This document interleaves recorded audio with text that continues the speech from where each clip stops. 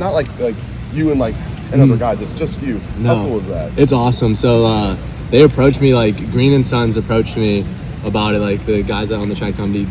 Bill Green's his name, great guy, like awesome. I went and met with him and stuff. It's like, hey, like I had this idea. He goes, like, I've seen all this NIL stuff, but he goes, I saw your like Twitter thing about you coming back, and I love the Tommy Boy reference. It's like, I think he goes, I got a great idea about like a joke to put. And he goes, I see all these NIL deals, and it's like, it's just like so and so endorsing a product. He goes, this one kind of has a tagline, and that's why I was all for it, because like you play off the 7th year, you're buying a product like a tractor that you got to get it to last. So it ended up being a perfect deal, and I loved it. And it's been great work with those guys.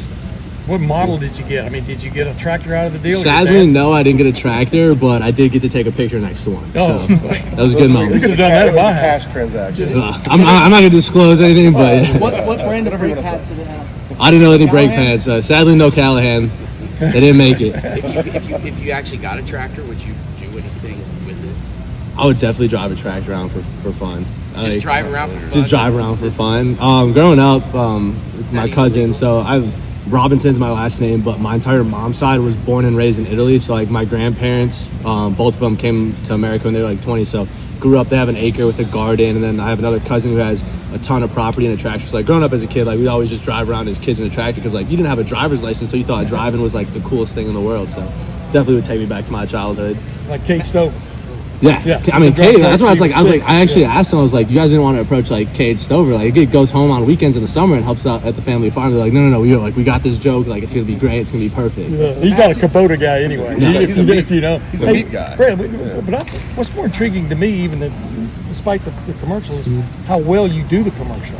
How much did you practice for that, or you feel like you're sort of a natural so that read kind of thing? So what was nice is I think it took like 3 or 4 takes, and they like blended it together. Like I think most of it's one take, and I think maybe like if I mess it apart, they like match together. The problem was I was talking too fast the first 2 times, and they're like, and the guy like behind the counter is like, just slow down a little bit, just slow down, like enunciate. So I was like, but it only took like 3-4 times max. So it was pretty quick and easy. See, when you graded what you did last year, were you not satisfied, or did you feel like you did the job to?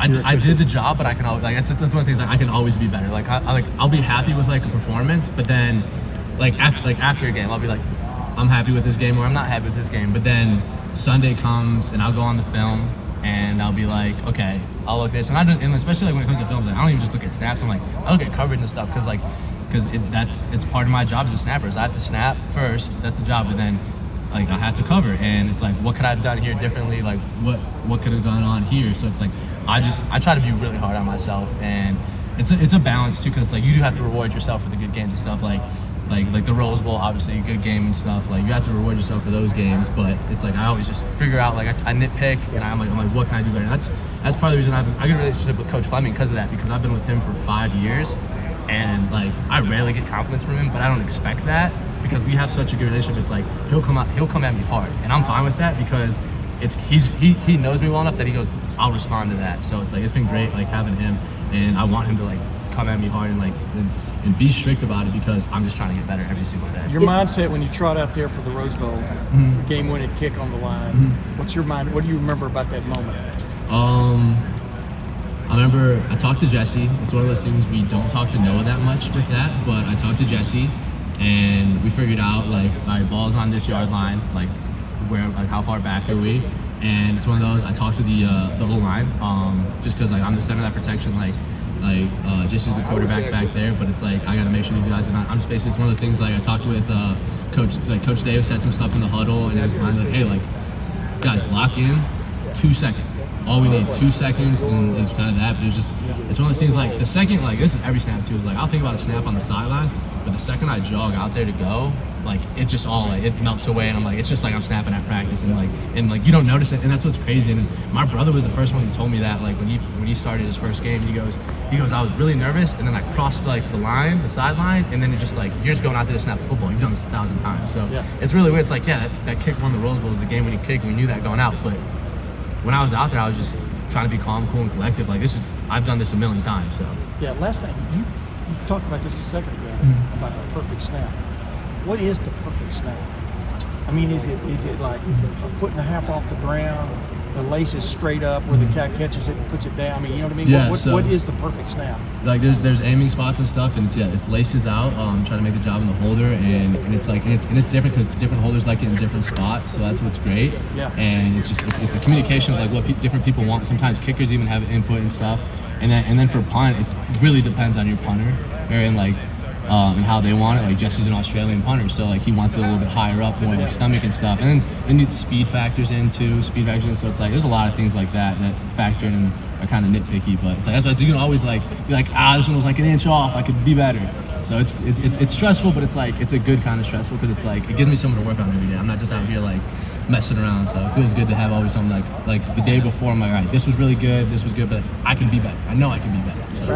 And I do get down there. Like I like to think I get down there and help force for catching stuff. But it's like, thankfully, like I don't really like if I have to make the play, I'll make the play. But it's one of those things that's like I just try to get down there and get my head in there. And I always joke like if I get blocked or like even I've been double teamed before. I think like Michigan State double team or somebody did. And I'm like, if you're putting two guys on me, then someone else who is a known tackler that tackles for a living is going to be there unblocked. So it's one of those things that's kind of I take pride in it, but I don't think about like the process. Do you think that was a Michigan State thing because you were at Michigan State before? No, because the staff's changed so much since I've been there, and like even the players, like I think no one on that team was there when I was there now at this point. But yeah, I don't think it was anything to do with that. It was probably because it was late in the game and stuff. Have you had any tackles to your name? I think I am credited with a half a tackle against Akron, and then against Team Up North there was like a muffed punt, but it was like I don't know if that counts as a tackle these days. But I'd probably say that counts. yeah, I like to count it. When people ask me, I got 1.5. I do say my answer is 1.5, but like technically, it's who knows.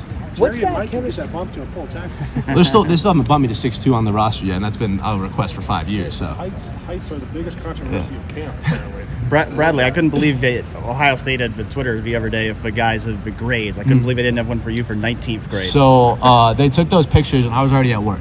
So I work in the summer. I work 30 hours a week as a graduate research associate on a research lab team as part of my master's and PhD program.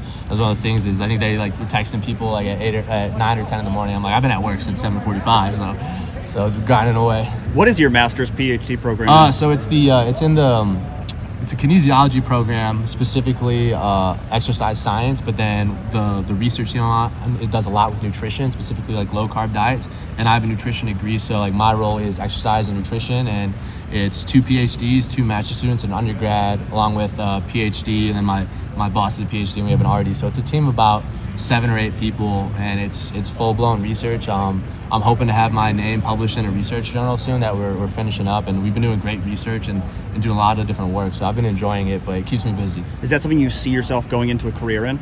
Originally, no. I had no intention of research. And academia is a weird place, but I really enjoy what I've been doing the past years. Like my coworkers have been great. Like the 2 PhD guys and my fellow like master students, like those guys have been great because it's a lot easier to work if you enjoy the people you spend the time with. And then you can just get more into the material. And it's like I've been enjoying like the actual stuff I've been researching and the stuff we're doing. Like I'm getting passionate about it. So it's one of those things like I'm gonna give this football thing a go, and then hopefully that works out. If not, I got like 5 different options that I can do. So that's one of those things I talk with my mom and dad. It's great to have options. So I'm blessed in that area. What would the ideal post-football career look like for you? Doing something I'm passionate about, and I am passionate about healthcare. Specifically, like what's been great about like the nutrition stuff is I originally wanted to go to med school. And I wanted to be an endocrinologist because my mom has type 1 diabetes, and I wanted to help people in her situation. And there's tons of issues. Like one issue I'm very passionate about, like if I'm gonna get on a soapbox real quick, is like my mom has been paying for insulin since she was 9 years old. And I don't know how much you guys know, like insulin is ridiculously overpriced. And that's a major issue that plagues families all over the country that can't afford something they need to live. And that's one big issue. And it's like, that's why I wanted to get into healthcare, because I wanted to help people like my mom. Because my mom has been this amazing figure for me in my life, and I'm so blessed to have her. And it's one of those things that's like, even when me and my brother were born, it's like, it was hard as someone with type 1 diabetes because the cares like wasn't there. Now it's great, there's a lot more options, it's getting better and better, but it's like the main thing they need to stay and like live their life every day and they can live a normal life is one of the most overpriced things. And it's only like here. It's like there's no problems like that anywhere else in the world with the insulin prices and stuff. You go to Europe. So that's like why, like that was like she's the driving force. I wanted to get into healthcare. So I want to do something that I can like help make a difference with like different science stuff. And I've been like really passionate about like bio wearables. So it's like CGM, it's a continuous glucose monitor. and it's really cool because there's ones that like help people with diabetes, but there's also they're coming out with ones for athletes and stuff. So it's like I'm all over that. I'm like, because it's like new science and stuff, but I want to get into something that can like make a difference and help people in like everyday life. So it's like I'm not exactly sure. I got a lot of options and figuring a lot of things out that I love, but a lot of different things going on that I want to do. Are you still thinking about med school, or is 7 years of college enough? Yeah, it's one of those things, like at this point it's probably a firmly closed door, and that had a lot more to do with like when COVID just affected schooling. Like when that changed up class schedules and stuff, it was one of those things like, hey, like I kind of sat down like with my mom and like different advisors over the years. I was like, is this the best feasible thing to do? And that's where I've kind of pivoted, like where like I don't know if I'm gonna finish this PhD, but it's one of those things is I'm more than ever now, I'm more comfortable, like I would want to finish it. So it's like I'll still be called a doctor. It's a different doctor, but it would still like put me in a position to do things. But yeah, med school is probably firmly closed out, sadly. Well, 7 years already is a lot, and then to add 8 more would be rough. That is a lot. How hard is it to juggle what you do in the classroom and in the research labs, and then also balancing that with what's going on the football field? What's great is the staff here has been amazing about it, and also like my work staff too has been like super flexible with me, and it's one of those things is what's nice is like a lot of the research I do I can take as class credit, so it like fills my schedule up with that. But it's been great because the staff's been accommodating here. They're like over the summer I was always like the morning lift group and stuff like little things like that. But it's been great just because everyone's been accommodating, because it's one of those things. It's like it's also different probably because I'm a long snapper. I don't have as many hours in the meeting room and stuff, but so I can go work. But it's one of those things like it hasn't been hard because I was pre-med my entire undergrad, so I was always balancing a lot of school. So now it's more like I'm now more working like half a real job, doing research and stuff. But it's been good. It hasn't been too challenging or else. So when you get that 1 or 2 hours of free time, what does that look like for you when you have some open time on your hands? Lately, I don't know if you guys watched The Terminal List on Amazon Prime with Chris Pratt, but I watched that, and it's written by Jack Carr, a former Navy SEAL, and it's 5 books in the series, out 6. I have read the first 3 in like a week and a half. I have crushed it. So I like to read, like, and it's one thing I try to do more reading. I play a lot of video games, nothing else interesting. But recently, it's like my dad's been on like a reading kick too, like, cause he's like, you need to finish this book so that I can get it after you. And we've been training books, but like Jack Carr's like series has been great. Like, I highly recommend it if you guys are into reading and stuff. It's cool, but it's been really good. So it's like I've been reading a lot. I'm a big movie guy. Top Gun 2, I think, just came out to like purchase digitally, so I think I got to go give that a watch. But I love movies, but honestly I really like to relax with my downtime. What's great is I have a 2-bedroom apartment this year, and I'm splitting it with my parents, so they come down a lot and they can just stay there because hotels are expensive, and it actually works better that way. So it's like I love spending time with my family and just relax. It's one of those things, like I'm very busy during the day, like I have no problem just relaxing at night and just being chill. I do like to golf. I golfed a lot this summer, but once the season hits, golf sadly got to go away. How good a golfer are you? I'm decent. I shoot like mid-80s, and it's one of those things. It's like you have your good and your bad days, but I just enjoy it because one, it relates a lot to being a specialist. It's very like form driven, and it's very mental, and it's cool because it gives me like working that mindset, but like I can go and have fun.